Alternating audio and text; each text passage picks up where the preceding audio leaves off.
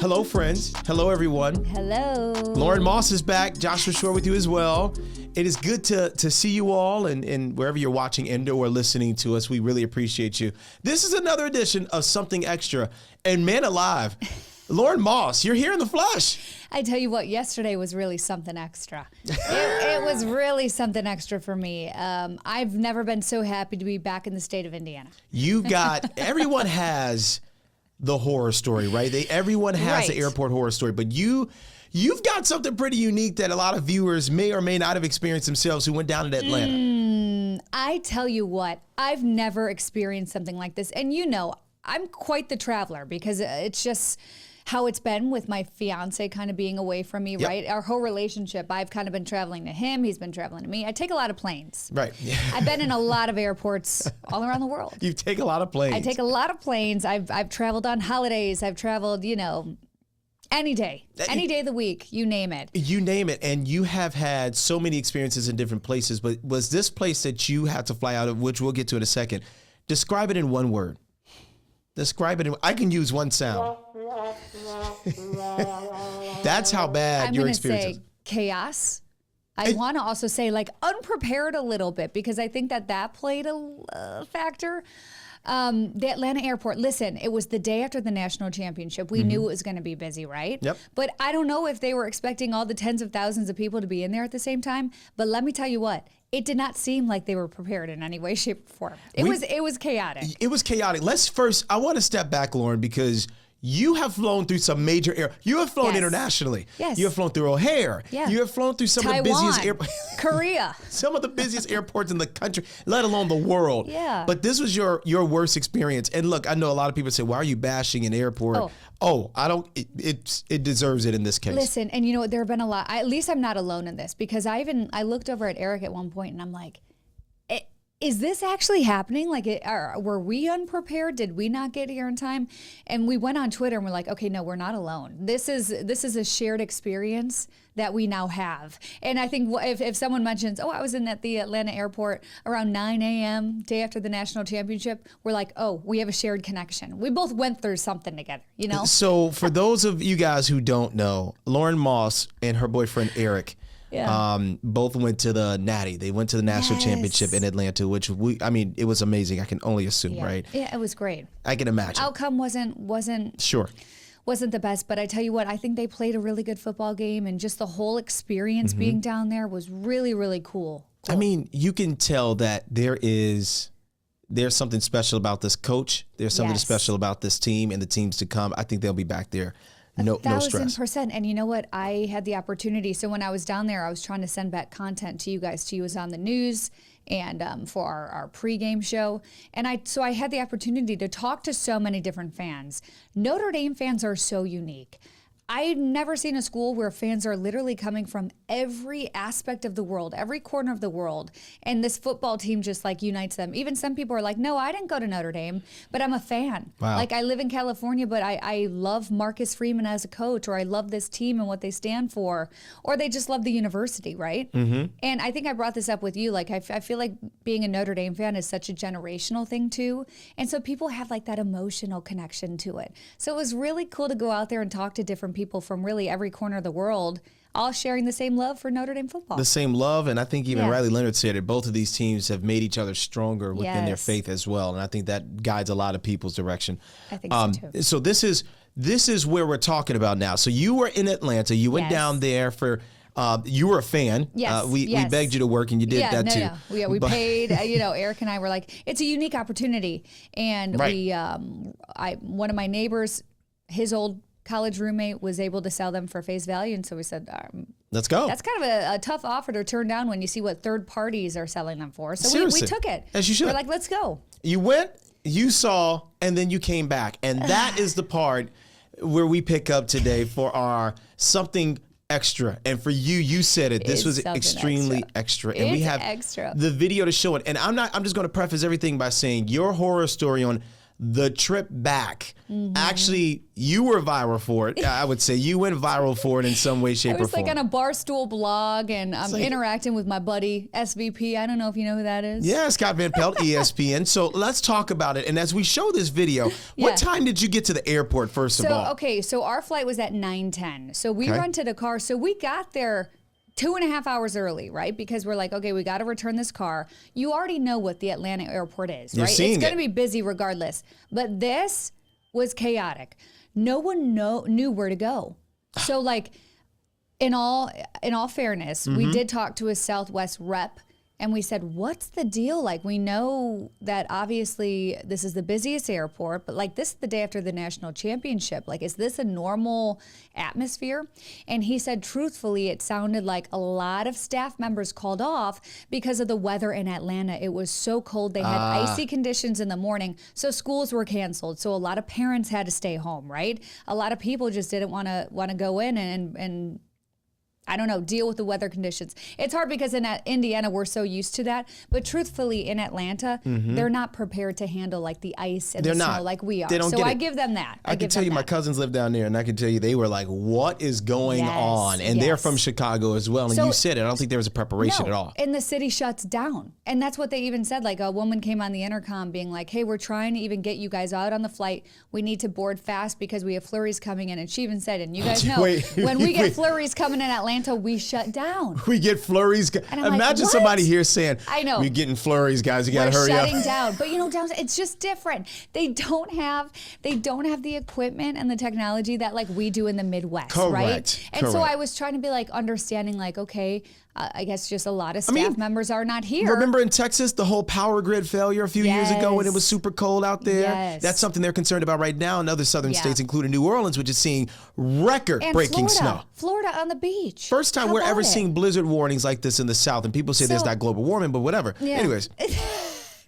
Let's go down that rabbit hole. Yeah. But before we do, Yep. but I mean, like I said, I understand. So it was like a rare thing, like a perfect storm. Yep. It's the day after Martin Luther King Jr. Day. You got weather.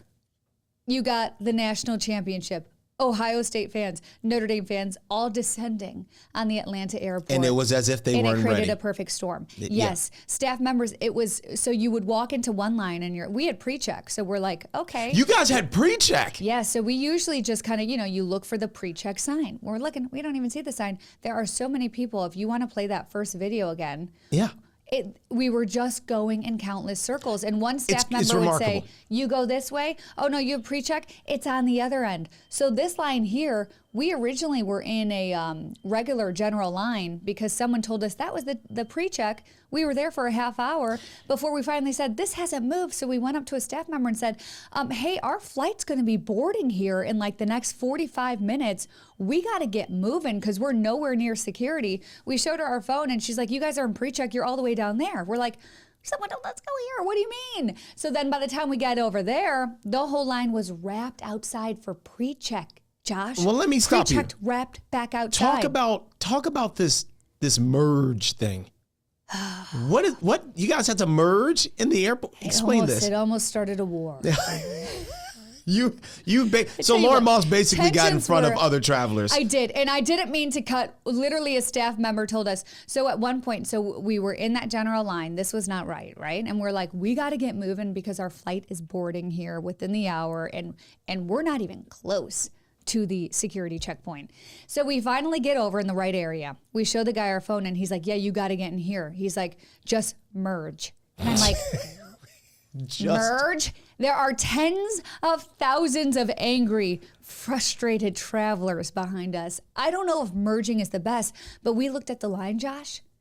You couldn't even see it. It wrapped around the baggage You couldn't see claim. the end from where you were. It went into circles around the baggage claim area. And so I said, if we go down there, we for sure are not making our flight. And so we looked at each other and we said, the guy said merge. And then a woman was like, the line is that way. And I'm like, he told us to just enter this way. Like merge sounds like you should use a turn signal when I you tell you what, and even the guy behind us was like, I don't think anyone knows what's going on. So just come in. Let me give you guys a little bit of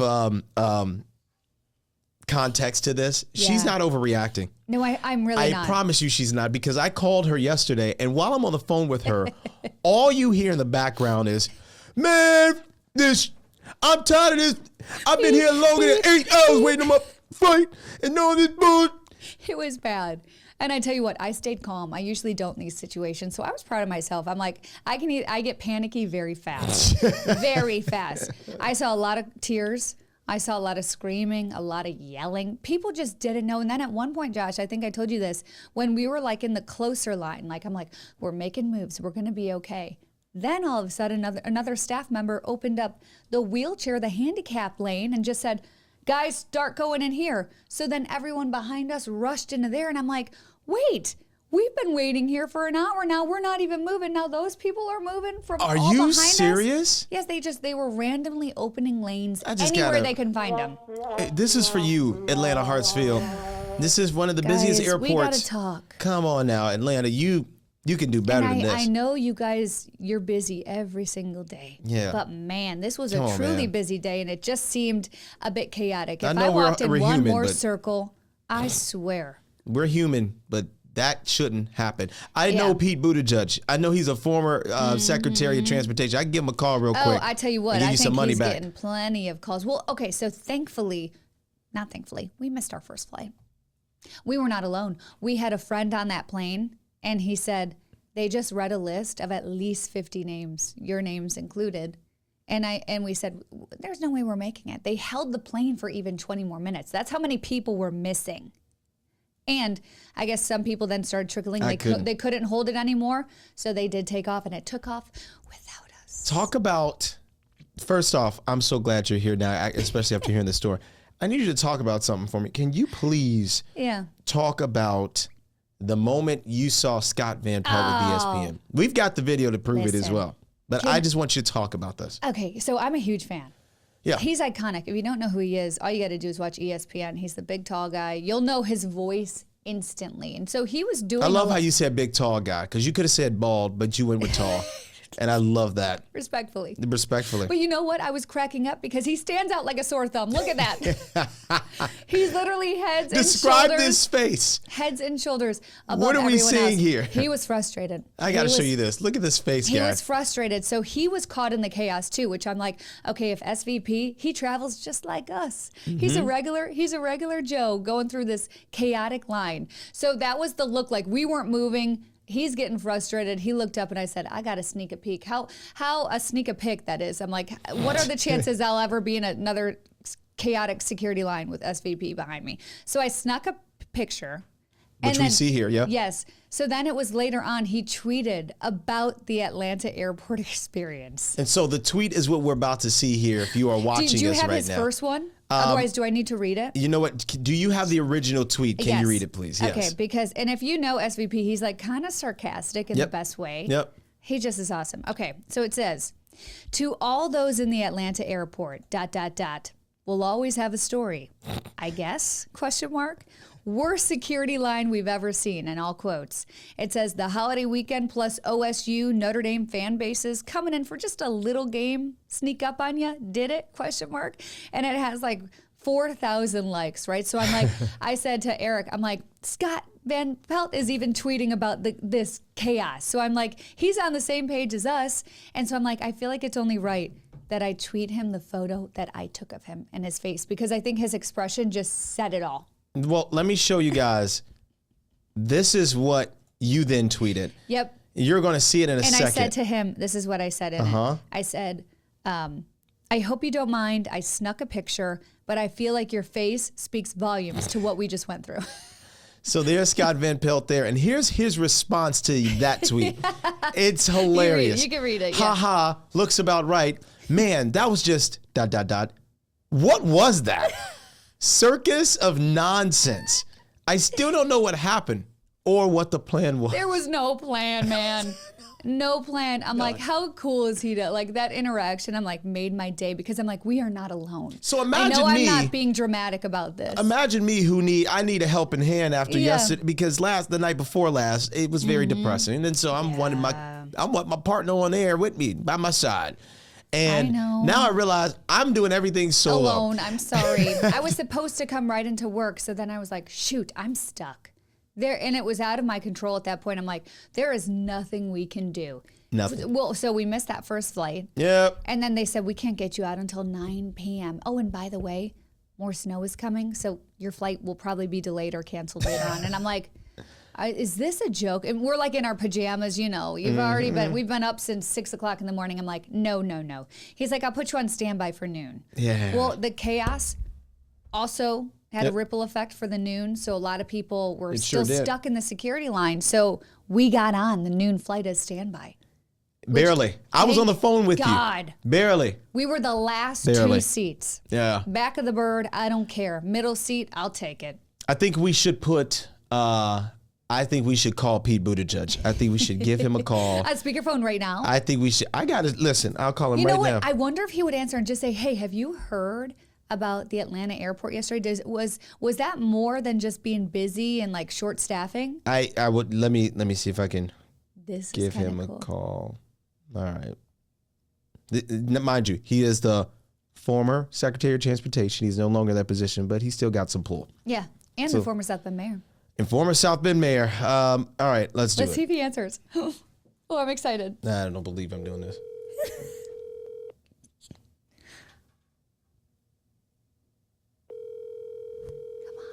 Come on, baby. It'd be hilarious if he answered. If he answers. Hey. Hello? Hey. Oh, Mom, I called you by accident. I'm sorry, I called you back. No, you did not. She's gonna be like, you said Pete Buttigieg, and your mom goes, "Hey." Come on. I'm on the edge I of my must have seat. missed the light is so Josh. bright, Lauren, and I can't barely see in front of me. Oh goodness, hold on. I gotta text Mom. Sorry about that, Mom.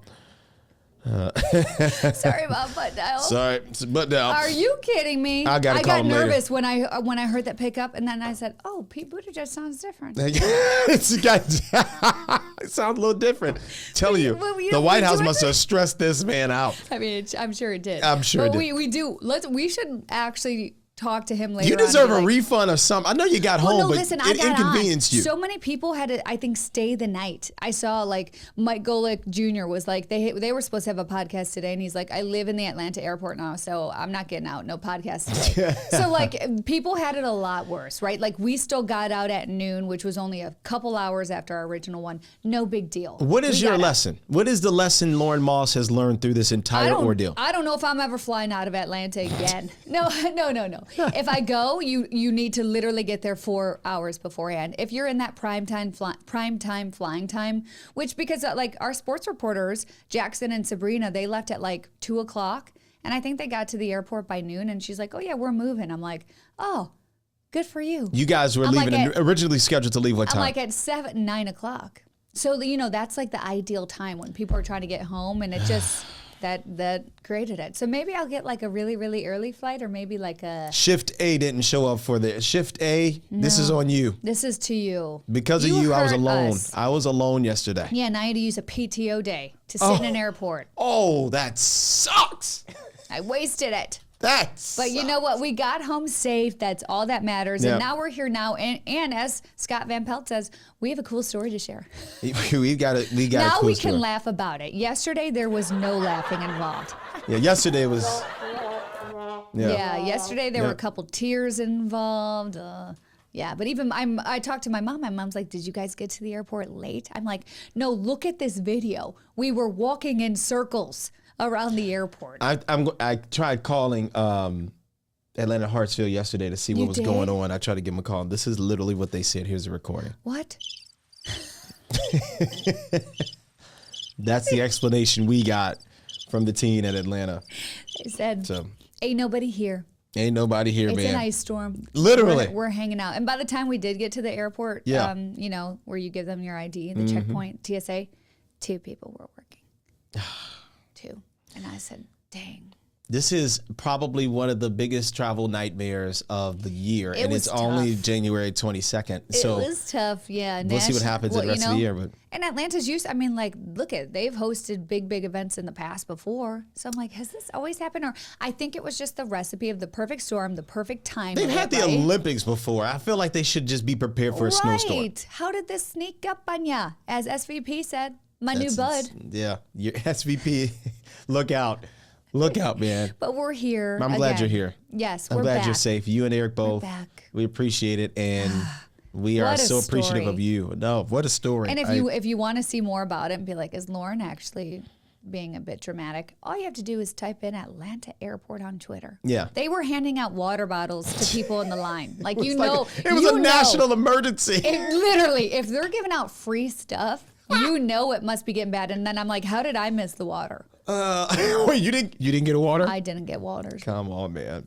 They knew who you were. I missed it. They saw the I tweets. missed it. They said, make sure They don't said, give the stay brunette. away from her. She's being rude to us. Don't give the I one really with the wasn't. I just was, I tweeted, I said a mass accident and short staffing issues day after national championship. Yikes. Hey, don't give that water to the one with the blue eyes.